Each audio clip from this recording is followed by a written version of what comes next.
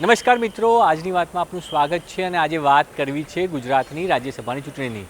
ચૂંટણીના પરિણામો તો સૌ કોઈને ખબર છે, પણ ઐતિહાસિક રીતે આ ચૂંટણી ગણાઈ રહી છે. પહેલી વખત ગુજરાતની સ્થાપના બાદ રાજ્યસભાની અંદર કોંગ્રેસનો એક પણ સાંસદ નહીં હોય.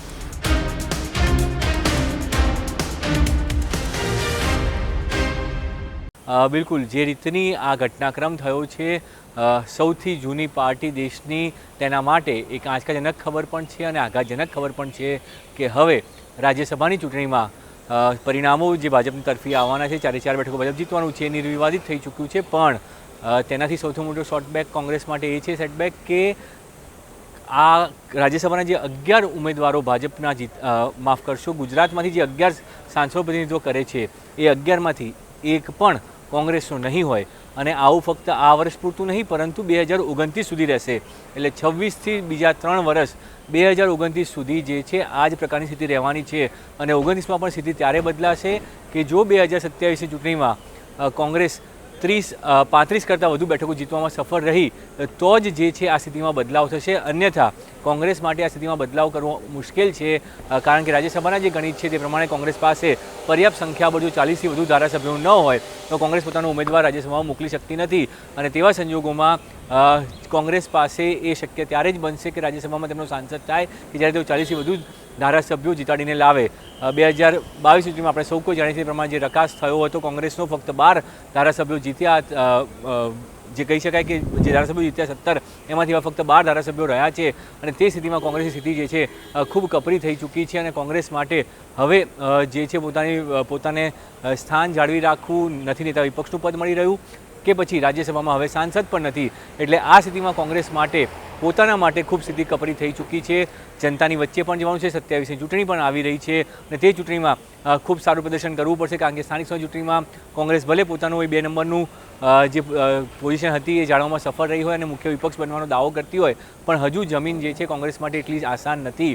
ભાજપ સતત કોંગ્રેસ ઉપર આક્રમક રહેતું હોય છે અને જે પ્રકારની સ્થિતિ દેશના અન્ય રાજ્યોમાં બની છે, પછી તે બંગાળ હોય, મહારાષ્ટ્ર હોય, અસમ હોય, આ તમામ જગ્યાઓ પર જે પ્રકારની સ્થિતિ બની છે અને કર્ણાટકમાં પણ કોંગ્રેસના જે આંતરિક ઝઘડા હતા તેની અસર બાકીના રાજ્યો પર પણ પડતી હોય છે. તેવા સંજોગોની અંદર ગુજરાતમાંથી કોંગ્રેસ સ્થિતિમાં હાલ મોટો કોઈ બદલાવ થાય તે પ્રકારની સ્થિતિ દેખાઈ નથી રહી. જો કે કોંગ્રેસના નેતા અને લોકસભામાં નેતા વિપક્ષ રાહુલ ગાંધી સતત દાવો કરતા રહ્યા છે કે અમારે 2027માં ભાજપને ગુજરાતમાં હરાવવું છે, પણ તે પ્રકારની કોઈપણ સ્ટ્રેટેજી કે રણનીતિ હજુ સુધી જમીન ઉપર દેખાઈ નથી રહી. કોંગ્રેસે પ્રયોગો કર્યા, પણ પ્રયોગો ગુજરાતની અંદર નિષ્ફળ જઈ રહ્યા છે. જે જિલ્લા પ્રમુખોને બનાવી અને તેમને વધુ પાવર આપવાની વાત હતી, તે જિલ્લા પ્રમુખોમાંથી 4 થી 5 પ્રમુખો જે છે તેમને તો રાજીનામા આપી દીધા છે. એક પ્રમુખ તો ખુદ પાર્ટી છોડી જતા રહ્યા છે. એટલે કોંગ્રેસ સ્થિતિ જમીન ઉપર ખૂબ નબળી થઈ રહી છે, તે વાત તો સીધી દેખાઈ રહી છે. ને એટલા માટે 2029 સુધી તો રાજ્યસભામાં કોંગ્રેસનો એક પણ સાંસદ નહીં હોય. 29માં પણ જ્યારે ચૂંટણી આવશે ત્યારે સાંસદ ત્યારે જ બની શકશે કે જ્યારે કોંગ્રેસ પાસે 40થી વધુ ધારાસભ્યો વિધાનસભામાં હશે. અને હાલની સ્થિતિ જોતાં એ પણ કોંગ્રેસ માટે ખૂબ મુશ્કેલ દેખાઈ રહ્યું છે. એટલે કોંગ્રેસે હવે જે છે જમીન ઉપર મહેનત કરવાની ખૂબ જરૂર હોય તેવું લાગી રહ્યું છે. બીજી તરફ ભાજપ જે છે આજના દિવસને ઐતિહાસિક ગણાવી રહ્યું છે. ખુદ ભાજપ પ્રદેશ અધ્યક્ષે પણ આ વાત કરી. તેમણે પોતાની વાતમાં કહ્યું, જગદીશ વિશ્વકર્માએ, કે ઐતિહાસિક દિવસ છે ગુજરાત માટે, કે ગુજરાતની સ્થાપના બાદ પહેલી વખત રાજ્યસભામાં કોંગ્રેસ જે છે ગુજરાત મુક્ત થઈ છે.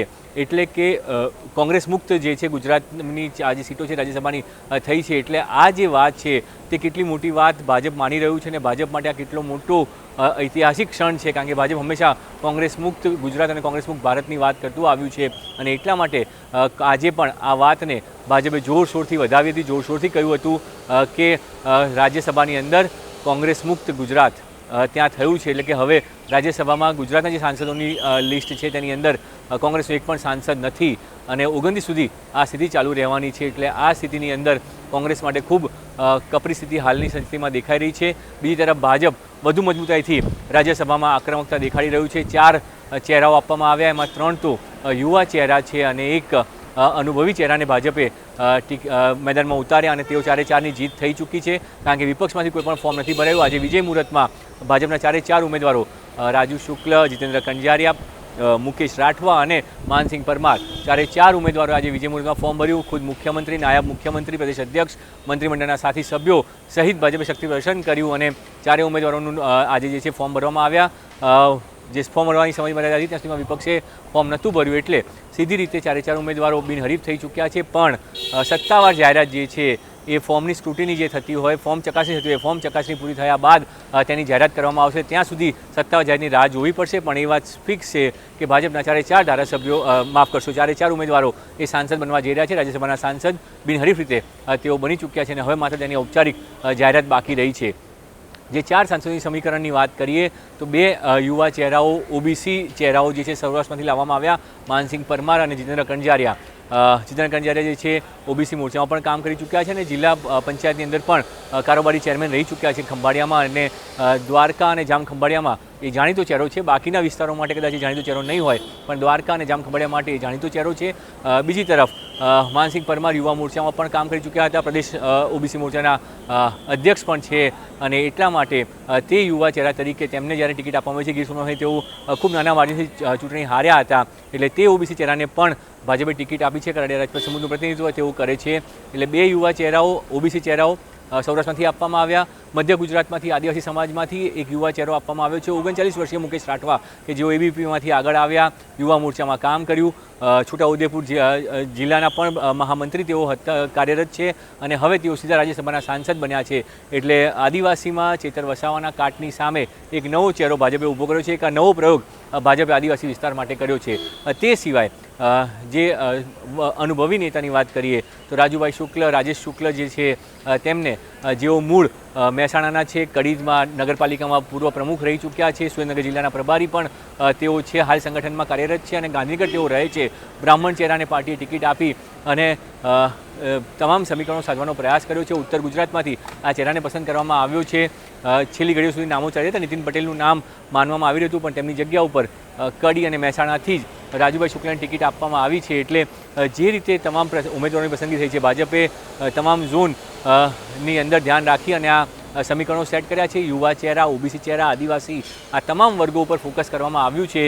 સ્વાભાવિક રીતે 2027ની રણનીતિને ધ્યાનમાં રાખી અને ભાજપે આ ઉમેદવારો જાહેર કર્યા હતા. તેઓ હવે બિનહરીફ રીતે જીતવા જઈ રહ્યા છે કારણ કે સત્તાવાર જ્યારે બાકી છે એટલા માટે હું જીતવા જઈ રહ્યા છે એવું કહી રહ્યો છું. પણ તેમની જીત નિશ્ચિત છે. તેઓ સાંસદ બની ચૂક્યા છે એવું પણ કહી શકાય. પણ જે સરકારી પ્રક્રિયા છે તે પ્રક્રિયા પૂર્ણ કરવી જરૂરી છે અને એટલા માટે જ્યારે સત્તાવાર જાહેર થશે ત્યારબાદ તેઓ જે છે એ તમામ સાંસદ ગણાશે. પણ હાલ તેમના ફોર્મ ભરાઈ ચૂક્યા છે. સામે કોઈ ફોર્મ નથી ભર્યું એટલે તેઓ બિનહરીફ જીતવાના છે એ પણ નિશ્ચિત છે.